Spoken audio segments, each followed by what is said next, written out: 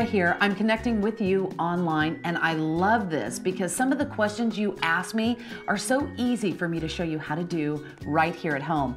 Like this question, how do I make winter squash into bowls? How do I prep them and get them ready? Simple and easy. Go to the store, pick out your favorite squash, any color, any size, bring it home, and then you cut the bottom of it, a very, very thin slice. This is only to stabilize the squash because we're turning it into a bowl.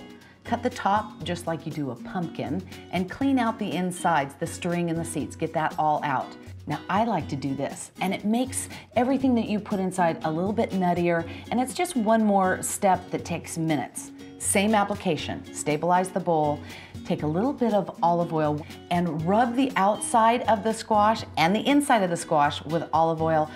Put a little bit of salt inside, bake it for 45 minutes, let it cool, and then you're ready for a baked squash bowl, and you also have a fresh one too.